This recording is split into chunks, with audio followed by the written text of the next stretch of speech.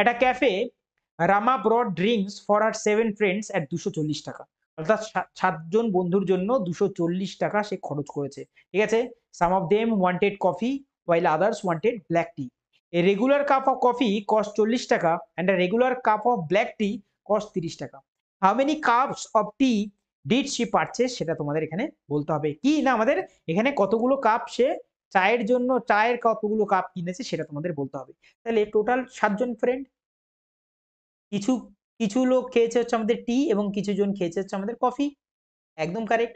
তাহলে টি যদি আমাদের একজন খায়, কফি খাবে কত? 7 মাইনাসের এক্স, কারণ টোটাল 7 জন আছে। তাহলে প্রত্যেক চায়ের কাপের জন্য কত দাম? বলছে ব্ল্যাক টির জন্য 30 টাকা করে।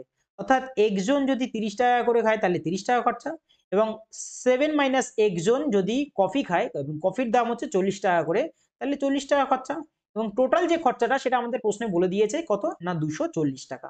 ভালো। এবার এখান থেকে আসলে হচ্ছে আমাদের 30x, এখান থেকে আসলে হচ্ছে আমাদের 4 7 28 মাইনাসের 40x, আর এদিকে রয়েছে হচ্ছে আমাদের 240 রয়েছে। ঠিক আছে? 240 যদি আমাদের এদিকে চলে আসে তাহলে কত হয়ে যাবে? হয়ে যাবে হচ্ছে আমাদের 40 হয়ে যাবে। আর এদিকে যদি যায় তাহলে আসবে হচ্ছে আমাদের 10x আসবে। ঠিক আছে? 10 দিয়ে যদি 40 কে কাটি আসবে 4, x এর ভ্যালু আসলো 4। x আমরা কি ধরেছিলাম? চায়ের কাপ কতজন খেয়েছে। অর্থাৎ how many cups of tea did she purchase, এটা option number B, that is 4 হয়ে যাবে।